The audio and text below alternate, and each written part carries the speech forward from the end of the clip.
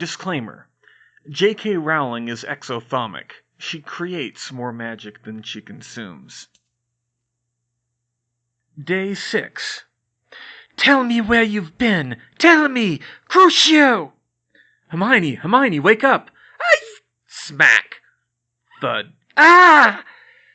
Hermione scrambled for her wand and sat bolt upright. But by the time she'd swung it around, she saw that it wasn't Bellatrix Lestrange torturing her again on the marble floor. It was Ginny, whom she'd just punched in the face, and was about to literally flay alive if she hadn't come to her senses. She sighed and collapsed back on her cot, the energy draining out of her. Melon, Hermione? Ginny gasped. I forgot how good your right hook is. I'm so sorry, Ginny. Are you all right? Ginny touched her face where a bruise was starting to form. I'll be fine, she said. I think George still has some of that bruise healing paste. Really, Ginny, it's getting worse. I'm afraid I'm going to hurt you one of these nights.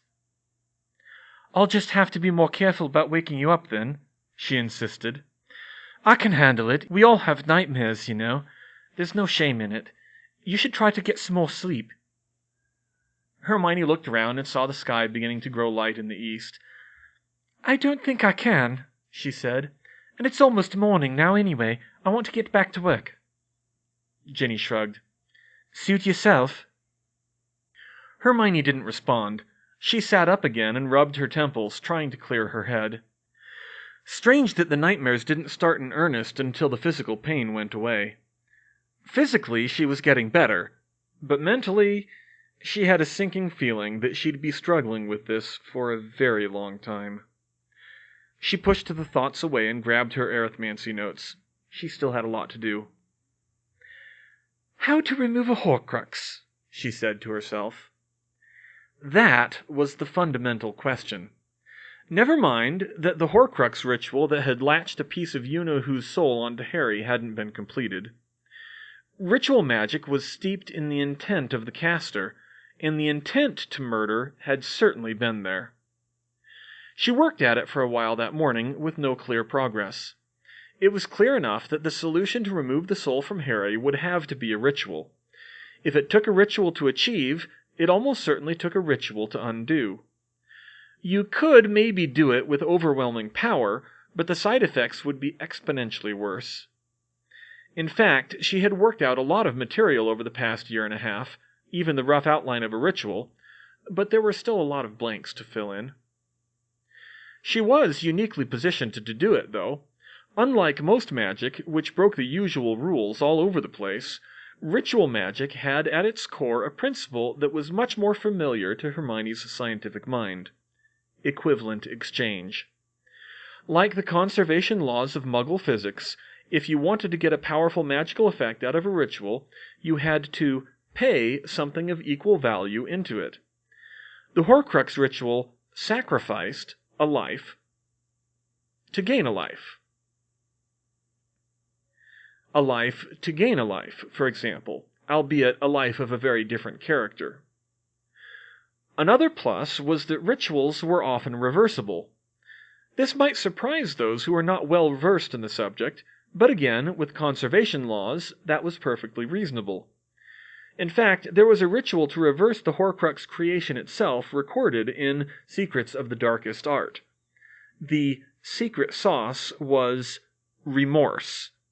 It was impossible to reverse the murder, but the caster could take back the sentiment behind the murder and give back their anchor to life in order to make their soul whole again.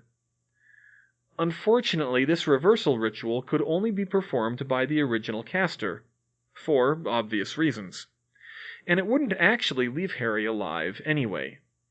She had to find an inverse under a completely different Lagrangian, so to speak. So, Hermione needed to create a new ritual, a ritual of exorcism, that was in opposition to the Horcrux ritual, but not a direct arithmetic inverse. Luckily, it would be simpler than the original. The Horcrux ritual consisted of 3 components. First, the preparation of the soul, including several steps leading up to the murder to ensure it would break in a controlled fashion. Second, a series of several steps to accomplish the breaking and insert it into the vessel. And third, the steps to seal the soul fragment in the vessel, using its life force to render it virtually indestructible. Hermione really only needed to counter the middle part to get the fragment out of Harry. She wouldn't need the decades it took Herpo the Foul to invent the Horcrux in the first place. And of course, ritual magic was nearly perfect to mathematize, as Hermione had already shown, because there was a correspondence between conservation laws and mathematical symmetries. According to Noether's theorem, if the Lagrangian of a system was invariant with respect to one quantity, it was possible with some calculus to compute another quantity that was invariant with respect to time, that was conserved. If the Lagrangian was invariant with respect to position, momentum was conserved. If the Lagrangian was with respect to complex rotations of the quantum wave function, charge was conserved. And if the arithmetic Lagrangian was invariant with respect to fission operations on the soul, life was conserved. Or at least, that was the closest she could render it into words that existed in the English language. The point was, she could apply Noether's theorem to ritual magic to figure out most of the structure of the necessary ritual, but computing the cost, and a way to pay it without killing Harry, was a separate arithmetic problem and not at all an obvious one. There were all sorts of arithmetic rules to convert spell effects to mathematical formula, but for ritual magic, she was in uncharted territory. Converting ritual acts and effects to equations was a matter of extrapolation from spells and plain guesswork. Now, creating a Horcrux is an unnatural act, she said, making some notes in her notebook. So removing it should restore the natural order. The overall reaction should be exothermic. Exothermic? It should be easier, anyway. We hope it won't require life. She looked back at the Horcrux ritual again. So what's the inverse of a life for a life? She repeated. It can't just be binding someone else to Harry's fate. That won't help. Maybe putting in the time and effort to create a new life? She stopped and considered that, and surreptitiously glanced over at Ginny. In some muggle notions of No, it might work in principle, but Molly would kill me. Ginny would kill me. And regardless, it wouldn't be fast or reliable enough. I need something else. It would be so much easier if we could just blow something up to fix this. Now there's a thought. I'll file that for future use. Of course, my options will be a bit limited. This isn't just George and Fred's fireworks. I'd probably have to find a She stopped cold. Oh, I'm an idiot. Harry! Harry, George, and Ginny all scrambled over to her wands drawn.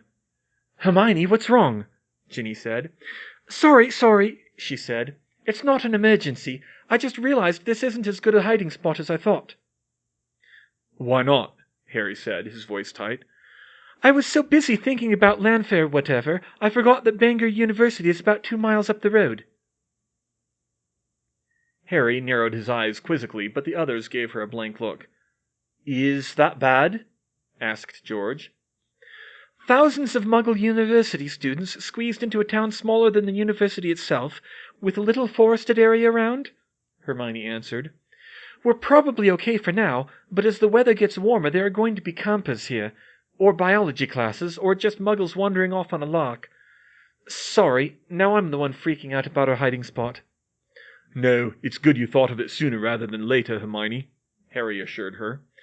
I wasn't wanting to stay in one place too long anyway, even with the wards. Do you want to pack up now? Not just yet. There are a couple of things I want to do around Bangor first. Day 8. Miss Hermione, Dobby reported in, I found the school library, but they is being open all hours. Hermione nodded. I figured as much. University libraries would only be safely accessible during holidays. What about the public library?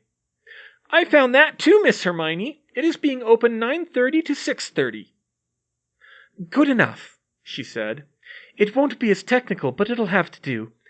I know this isn't ideal, Dobby, but I need you to take me there at midnight tonight, and we'll just have to hope their security system isn't sophisticated enough to be a problem." "What's this?" George cut in, having overheard their conversation. "Hermione Granger stealing from a library? I am shocked." "It's not stealing," she defended herself.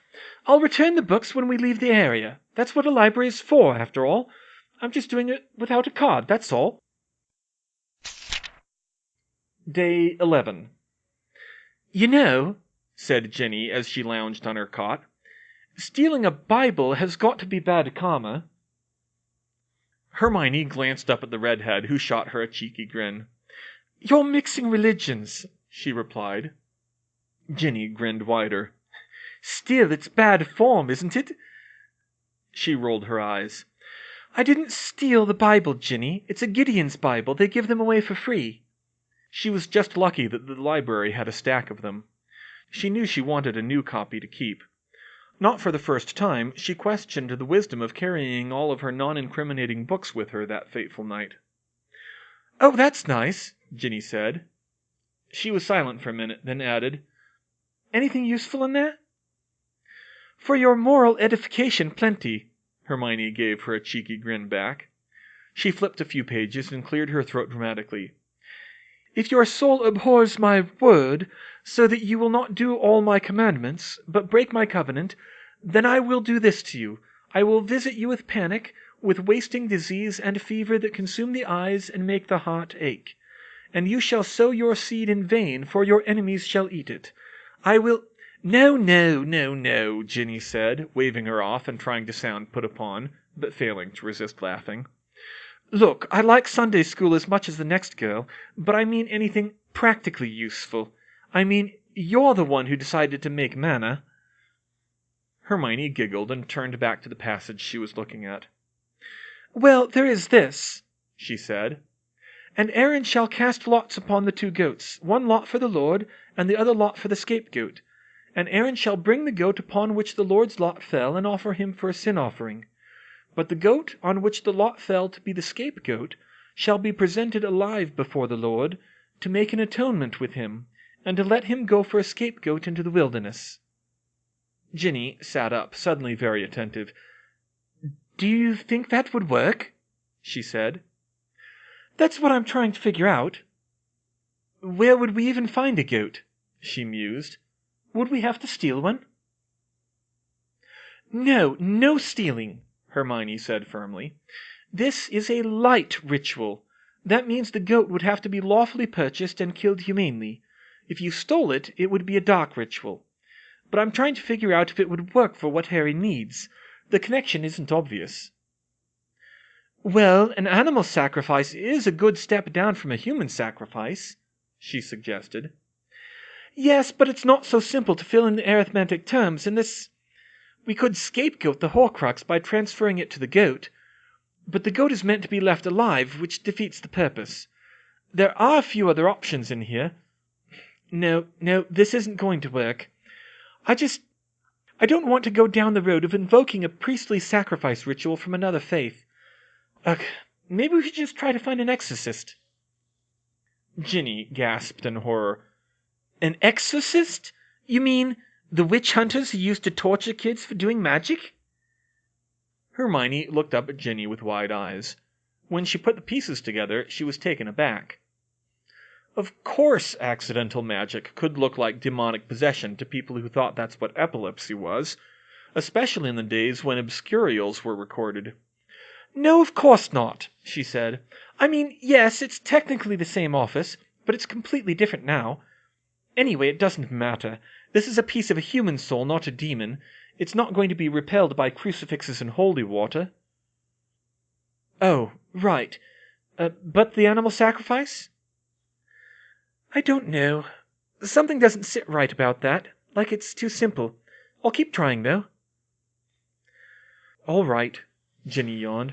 "Well, I'm going to sleep, if you don't mind." She scooted down in her bed and reached out to shut off the lamp. "Are you good?" She shook her head.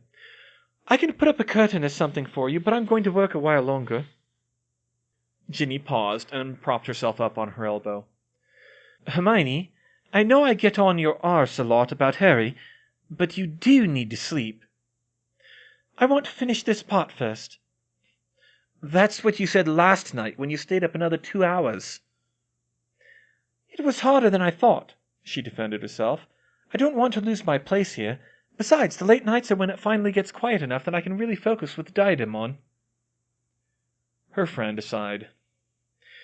You know, George isn't the only one who worries about you not taking care of yourself. We all do. I'm sorry for being a prat about everything last week.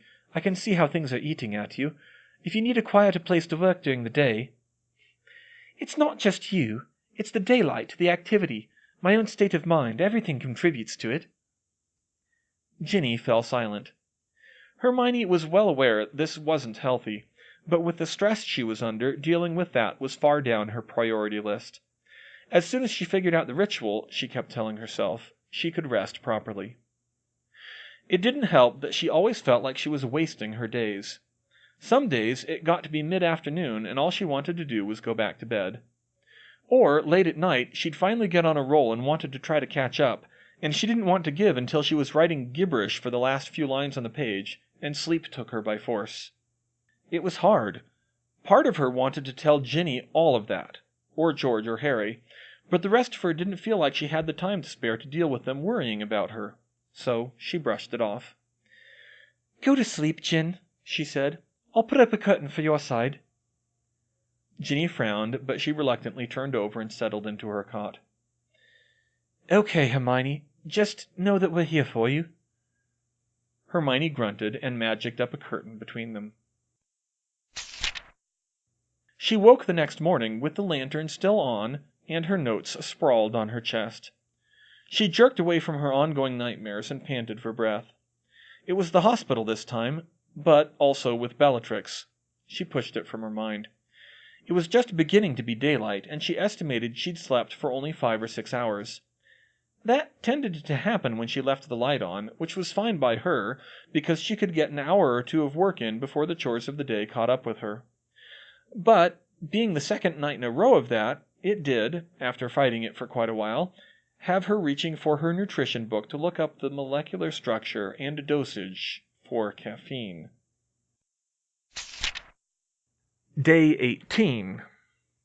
George stepped into the wards with a grin on his face and holding a large feathered mass by its feet.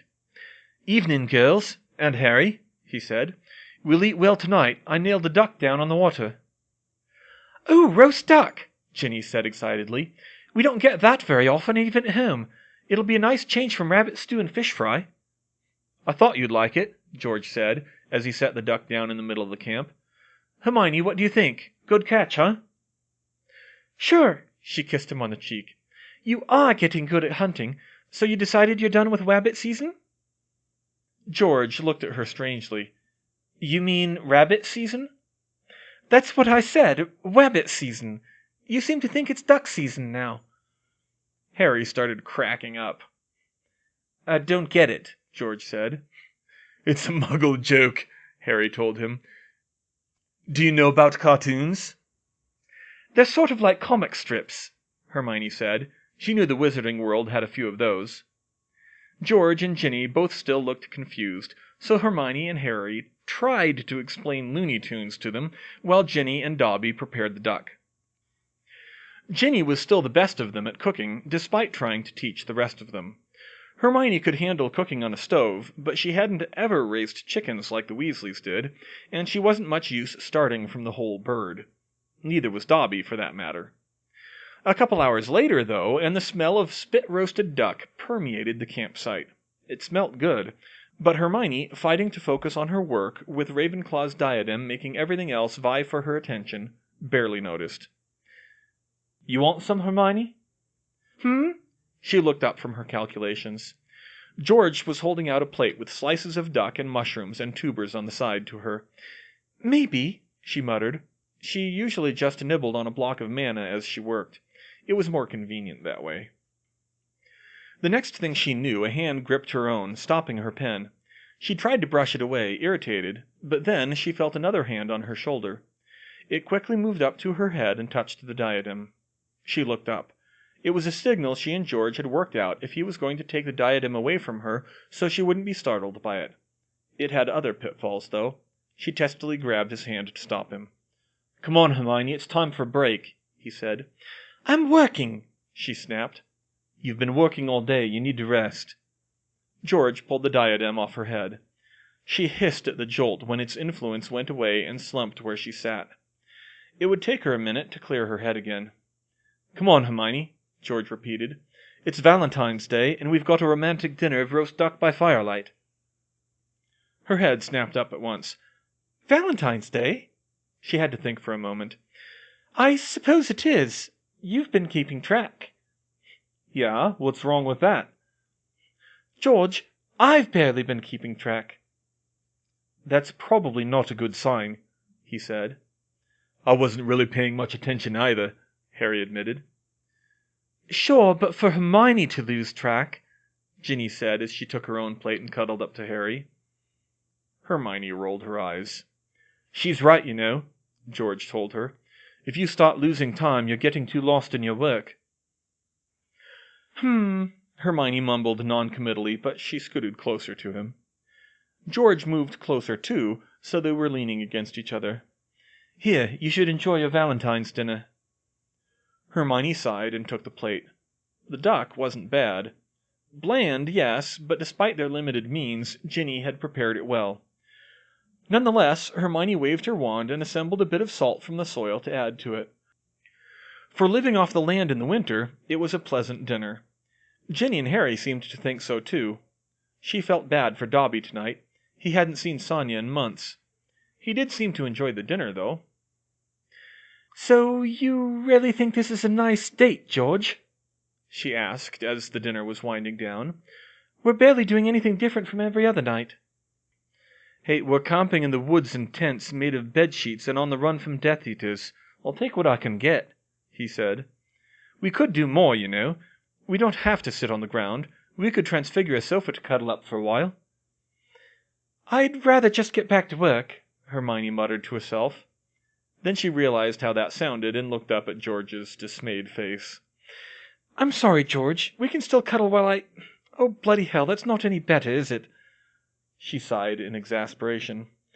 "I'm really sorry. I haven't been a very good girlfriend, have I?" "You've been busy," he said. "I've been obsessed." "You've been trying to do everything, Hermione. You've been carrying the weight of the world on your shoulders nearly as much as Harry. And I love that about you. The way you can do feats with magic no one else can. Your absolute dedication to saving a friend against overwhelming odds. I'm just worried that you're burning yourself out." Hermione didn't say anything at first, but eventually she made a decision. "Mind transfiguring that sofa, then?" He smiled and stood, pulling out his wand. Across the camp, she noticed Ginny and Harry working together to transfigure proper seats of their own. They'd done that a fair amount their first couple days out here, but soon enough they'd stopped bothering. The sofa's upholstery was rough and leathery. The structural complexity of cloth was the reason it was one of the exceptions to Gamp's law, but it was comfy enough. George sat down on it, and she leaned against him. On the soft cushions she felt weary to the point of falling asleep in moments. Still not a very romantic Valentine's Day. "It's a bit late, George," she muttered. "I feel burnt out already, but I can't stop. I keep telling myself once I solve this ritual, then I can rest. Once you know who is defeated." "After the war," George said. "After the war," she agreed. She must have fallen asleep about then, because the next thing she knew was a hissed curse from Harry. "Wake up," he whispered. "Everyone wake up." "Huh? What is it?" "Quiet. Listen." They did, and when they strained their ears, they heard voices. "I can smell something around here. I think someone's been cooking something." "What do you think, Scabbia? Wizards?" "This time of year? Could be. It's worth checking out." Ginny was the first to spring into action, waving her wand and overturning the earth over the glowing coals of the campfire. Hermione and George were up at once. The moon was rising and just past full, so there was enough light to see, but the news wasn't good. They saw at once that their camp was surrounded. 6 wizards waved their wands, making the wards shimmer. They were picking at them, cutting through them, little by little. "We're outnumbered," George whispered. "Shh! They can't see us yet," Hermione said. "Disillusionment charms," said Harry. Everyone agreed. They couldn't risk these wizards seeing Harry's face. They just barely got the charms cast when the wards shimmered again, and the attackers started. The tents had been exposed. "Ha! I knew it!" the one called Squirrel said. He was tall and thin, and might have been handsome if he didn't look like he'd been living on the streets longer than they had. He wore a grimy leather coat that set him apart from the others. "Come on out!" he called. "We've got you surrounded." "We have to do something," Ginny hissed. "Wait for it," Hermione breathed. "No," Squirrel said. "Smash him!" The wards were meant for concealment more than a full frontal assault. They would hold up for a fair time against 6 enemies, but not all night. "Hermione," Harry said worriedly. "Wait for it," she insisted. Squirrel seemed to understand that too. "You can't wait in there forever, you know," he said as he hacked at the wards. "We'll cut through soon enough. This is just a simple 7-layer... Wait, what the hell is that?"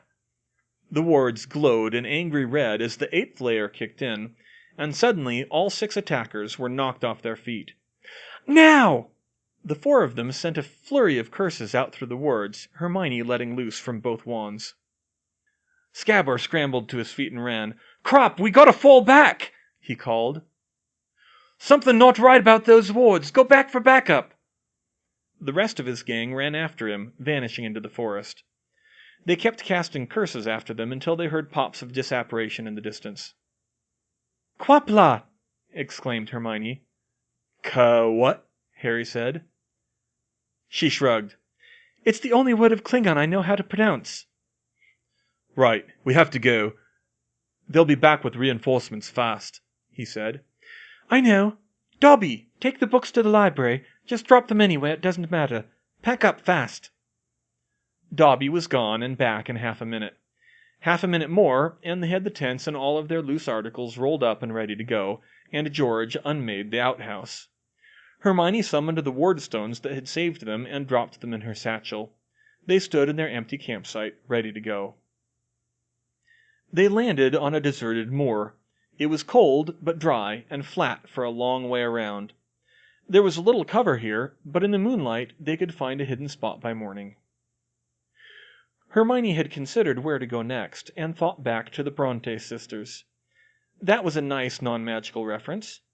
They did some looking, and found a remote wooded area in the moors around Haworth in Yorkshire, which seemed sufficiently isolated and which George and Ginny assured her was not too close to any Quidditch stadiums.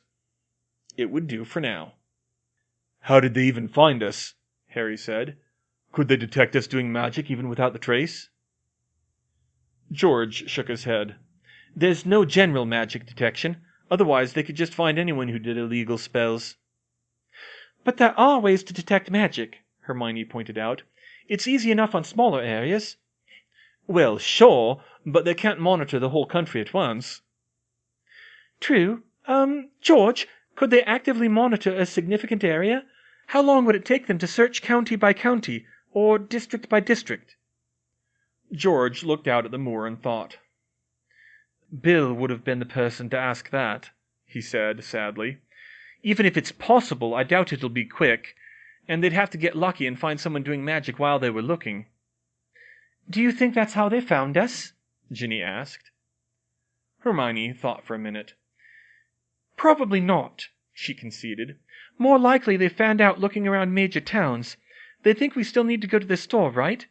But even so..." "Even so, we shouldn't stay in one place too long," Harry decided. "Maybe even go on foot for a part of it. We'll have to keep watch and keep moving."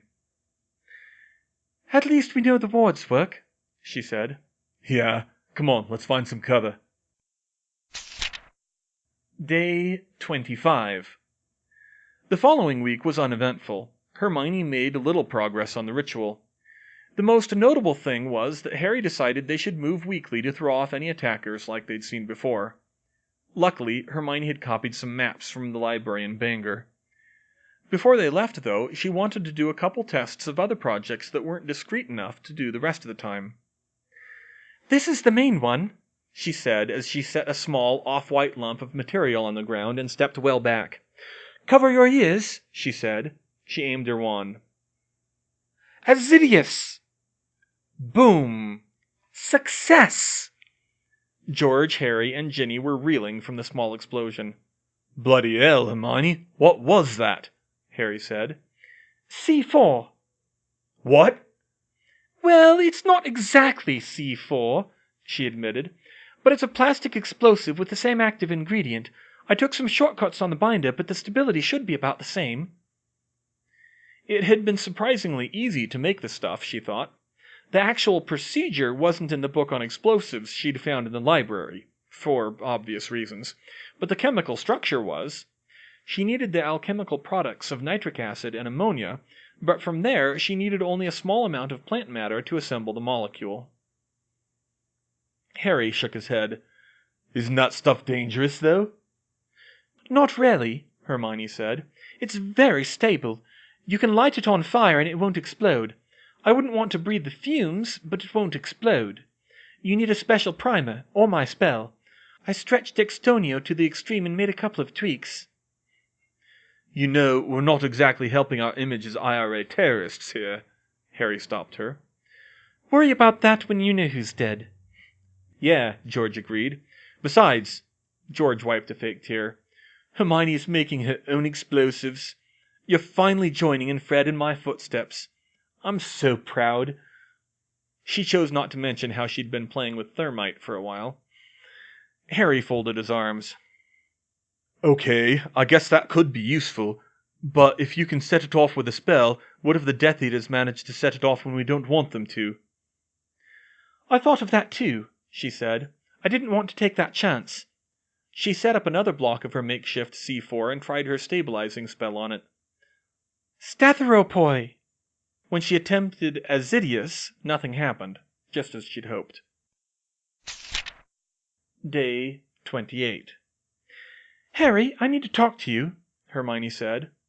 She sat down on a rock beside the fire to face him. Her face was solemn, and he and Ginny were immediately concerned. Okay, Harry said. Is there a problem? Asked Ginny. Not a problem as such, Hermione said. It's too early to say. She stopped and yawned. Harry approached and sat down beside her. I'm still working on the Horcrux removal ritual. I found a possible solution, but it's risky.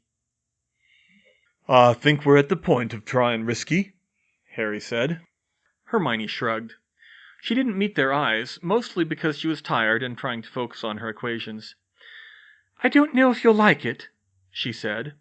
She paused again and tried to collect her scattered thoughts. So, the problem is, the Horcrux ritual, it requires a murder. Yeah, we know. Well, I'm trying to find the inverse of a murder. We can't reverse death. We can't use remorse. The inverse could be creating a new life, but that's too unreliable. She powered on before any of the others could react to that. So I thought the inverse could be a forswearing of killing. Harry said. That sounds like a really bad idea, Ginny said. What she said, he agreed. No, not all killing, Hermione took a deep breath. I'm sorry, I'm running on caffeine here. George touched her on the shoulder. Do you want to stop and rest? He asked. You look dead tired. No, George, I need to do this. The ritual. If the Horcrux ritual requires a murder, then removing could involve forswearing a particular person's death. Harry, if you took an unbreakable vow not to willingly kill Lucius Malfoy, say, well, that might do it. Harry's brow furrowed.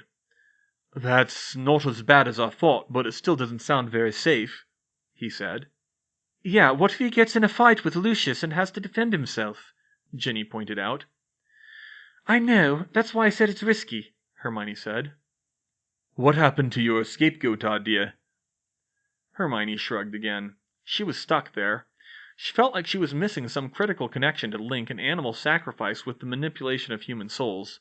It didn't seem to follow. I'm not saying no, Harry said. At that, Ginny stopped him and whispered something to him. They whispered back and forth for a minute before Harry spoke again. I'm not saying no yet, Hermione, he repeated. Do you have any other ideas, though? Not right now. This is the best I've been able to come up with, and it's not complete yet. I just wanted to know what you thought of it so I know whether to keep pursuing it. Oh, well, I'll do it if there's no other choice, but I'd rather you came up with something different if you can. How much extra time would you need? She shook her head. I've given up trying to estimate these things. I still feel like it's worth it to try other things, but, well, if I knew what I was doing, it wouldn't be called research, would it? Okay. I guess just keep me posted, then, Harry said. I guess it's good to have a backup, but yeah, you should probably keep looking. Day 32. Hey, George, come check this out. What is it, Hermione? George approached her workspace, but she held up a hand to keep him from getting too close. Careful, this stuff is unstable, she warned him. Unstable? He said, bemused. How unstable? Extremely. Probably recklessly so, even by your standards. Scratch that, even by Fred's standards. George took a step back. Bloody hell, what do you think you're doing? He demanded. Since we're moving today anyway, I wanted to try some of this stuff. I finally collected enough sodium fluoride from the soil to make enough Teflon to store this. Magically reinforced, of course. And what is this stuff? Is this stuff actually useful? Well, the sodium fluoride won't do much if we try to put it in the Death Eater's precious bodily fluids, Hermione said with a grin, but George only looked more confused. Fluorine compounds are some of the nastiest things around. I mean, I'm sure I could invent worse ones given time, but... Okay, how about this? If you have a fire making your fireworks and it's like a powdered metal fire that's really hard to put out, what do? Bury it, of course, George said. Put it out with dirt or sand. Right, but what if you can't? She pressed. She held up a small, cloudy-walled vial filled with fluid. This here is chlorine trifluoride. I had to store it under an argon atmosphere in a Teflon bottle because it bursts into flame on contact with just about anything. I've sort of wanted to try it ever since I read about it. And this is the stuff that's recklessly unstable and impossible to put out? He asked nervously. Uh-huh, Hermione said. Do you think you could make a sand pile to bury this in, George? It needs to be downwind of the camp, of course, and use a bubblehead charm. Even the fumes from this stuff can etch glass. Damn, what horrible book did you get this out of? Was it in one of Dumbledore's dark magic books? Nope, no magic, just Muggle chemistry. If you understand how to manipulate the world like Muggles do, it can be just as scary. I want to try it. I only made a little, but I want to see if it's as powerful as they say. George looked very uncertain, but he indulged her. He managed to make a pile of sand and buried the vial inside, then stepped back and stood next to Hermione upwind. Then, with bubblehead charms in place, Hermione cast a spell that opened the bottle at a distance. The reaction was swift. Tongues of white flame and sparks leapt out of the sand as fire consumed the pile, and clouds of poisonous yellowish smoke billowed out. George jumped back. Merlin's balls, Hermione! That was under sand? How does that happen? Hell, how do you put out a fire like that? That's the thing, George. I don't think you can put that out. You mean there's a Muggle version of fiend fire? He gasped. She paused and thought. No, nothing like that, she said. Although, now that you mention it, the comparison is a bit apt. But no, it's like one of your rockets. Once you light it, it'll keep going until it burns out. Except this stuff will light on its own under sand, and the fumes can etch glass, he pointed out. What is this actually good for?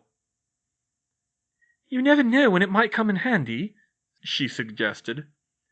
George turned and grasped her by the shoulders. Hermione, are you feeling okay? He asked. I'm fine, she said, but he gave her a look. I'm doing as well as I can under the circumstances. Anyway, I have some stuff I want to try with nitrocellulose before we go. Hermione, he said, and she stopped. He gently pulled Ravenclaw's diadem off her head. Really, Hermione, are you feeling okay? She slumped against him and sighed heavily. No, I haven't been sleeping enough. I still get nightmares every other night, and I've been tearing my hair out over Harry. But it's hard, George. At least with chemistry I know what I'm doing. Even when it's terrifying, apparently. He wrapped his arms around her. How long have you been working on this? She shrugged. A little bit at a time. Quite a while, I guess. I don't remember exactly. And seriously, do you think you'll have any use for something that dangerous? For the chlorine trifluoride? Well, maybe not. But I really do want to try the nitrocellulose, though. That's what's used in Muggle guns, more or less, and I had a couple of other ideas. Hermione, please slow down for a minute, George insisted. Lord, even without the diadem you're getting a little obsessed. No more than I always have, she said. I am still making progress on the ritual, George. It's just, sometimes it's not easy to focus on that. You're overworking yourself. Maybe, she admitted. She could have said more, but she didn't feel like it was worth the effort. She kept telling herself, just solve Harry's problem, if she could focus on it that long, and she would be done. That was all she needed. Day 41. Hermione lay down on her cot for a rest. It was mid-afternoon, and her weariness was fast catching up with her. It seemed to do that almost every day now. Unless she was engrossed in something and properly on a roll, she couldn't fight it off. Even engaging in conversation with the others didn't help if she didn't have much to contribute.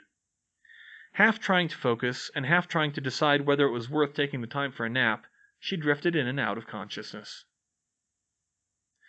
She was always so frustrated when she nodded off and didn't wake up again until well into the evening.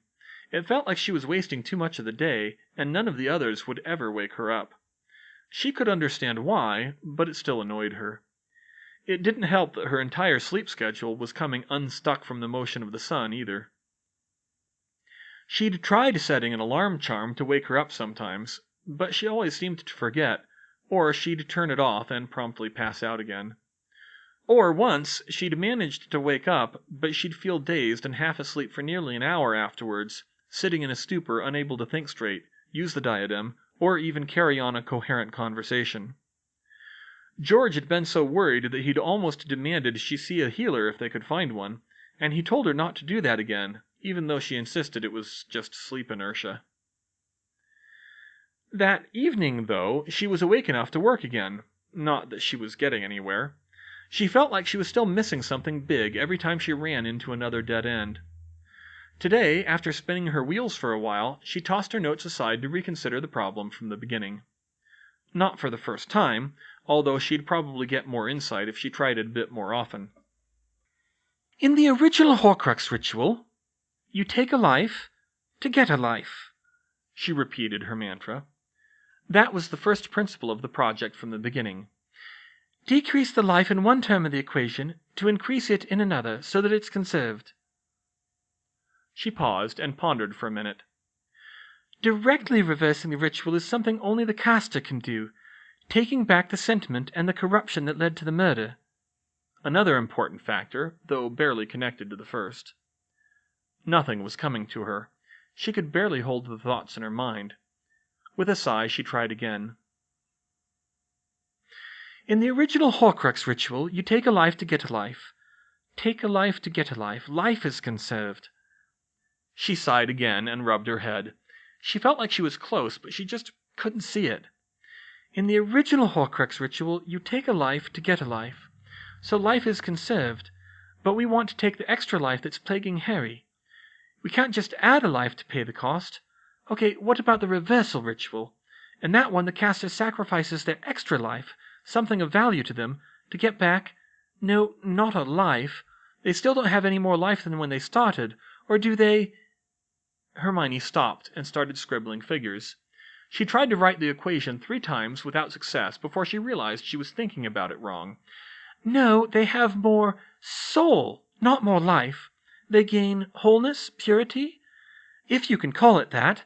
Wait, if the factor to be conserved isn't life, then I'm going about this wrong. We can't just destroy the fragment and Harry. We can't add life to pay the cost. But a different element. If we remove the fragment from Harry, we're decreasing the corruption in him. Yes. But if the element to be conserved is corruption, we need to increase the corruption somewhere else. Aha! The scapegoat idea still works in the abstract, just for a different reason. If the element we want to counter is corruption, to decrease it in one term of the equation, we have to increase it in another, more acceptable place. We have to transfer the fragment to something we don't mind destroying, and that can be the sacrifice. Suddenly, Hermione was wide awake. It was strange how when she finally found an idea that interested her, she was alert again, even when she was half asleep a minute ago. This could be it, she thought. She started scribbling equations and finally understood what she was doing. It's not an inverse ritual, it's an opposing ritual, she said to herself. Directly opposite alignment, but a different effect. We don't need to reverse the Horcrux ritual. We need a new ritual that counters the elements of the first that are hurting Harry, literally and metaphorically. If I can find those elements, I should be able to balance the equations. We just have to remove the Horcrux from Harry and put it somewhere else. Where, though? That's the question. We need something that can withstand an improperly prepared Horcrux being attached to it. Squirrel was slowly killed by Unihu possessing him. A lower animal isn't going to be strong enough. Dumbledore said he possessed lower animals and killed them quickly. She stopped and chuckled as she understood, and her chuckle slowly built to a manic laugh. George, Harry, and Ginny came running as they heard her mad cackling. "Hermione, are you okay?" George said. Hermione just kept laughing. "Oh no, she's gone mad," Ginny said in horror. "Probably the lack of sleep," Harry said. "Bloody hell, we'll have to stun her," George said. "No," Hermione managed to say, waving them off. She could barely breathe in between her laughter. I can't stop laughing." "Did you take a potion by accident?" he asked. She shook her head. "Did you take a potion on purpose?" asked Harry worriedly. She shook her head again. Her laughter was subsiding, though it was mostly because she was trying to catch her breath. "I figured it out," she gasped. "All this time, I've been trying to figure out the cost of the ritual, and all I had to do was figure out the opposing elements instead, and the cost just dropped out of it." Harry and Ginny's eyes grew wide. "You figured out the ritual?" Harry said in disbelief. Hermione shook her head. "Not all of it, but I know what to look for now. We need an animal that can withstand being possessed, the kind of thing you know who could have possessed without killing it instantly. It'll need to be fairly large, but I'm not sure about the other qualifiers." "Well, we know Unihu used his snake for one of his Horcruxes," Harry suggested. Hermione's eyes grew even wider. "Of course, a serpent! Unihu's natural affinity for snakes will dramatically reduce the cost requirements. That's it. Venomous would be even better. Age, species, gender? No, not important. Nagini's female. Yes, Harry, I need an adder." "What?"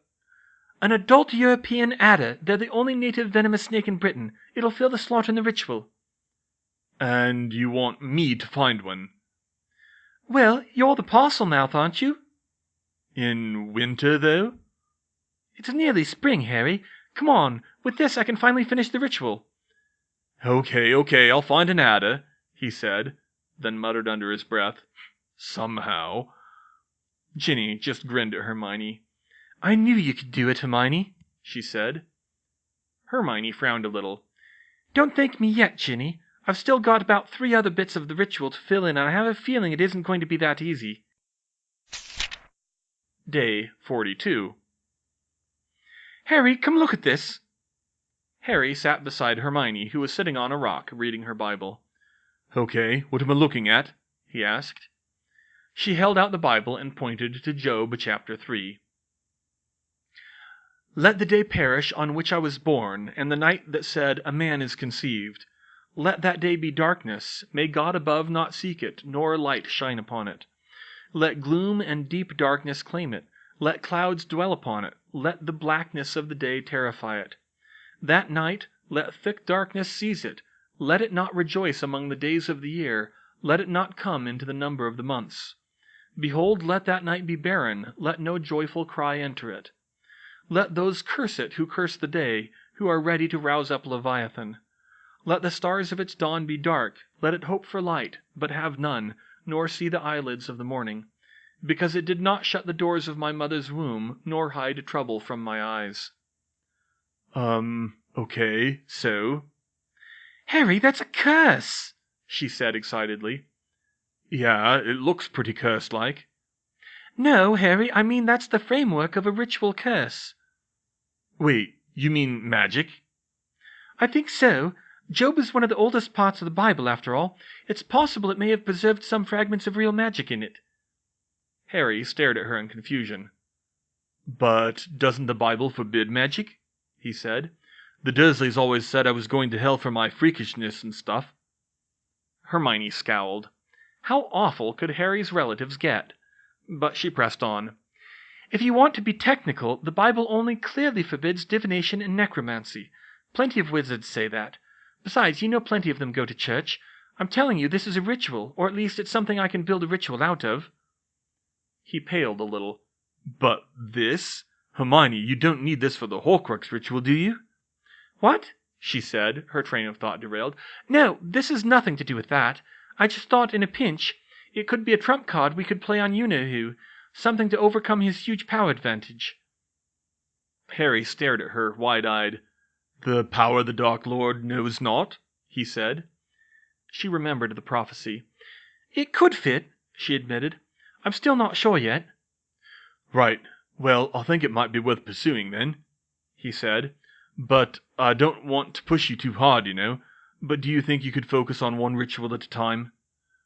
Hermione sighed heavily. I'll try. She put the Bible away and pulled her notes back out for the exorcism ritual.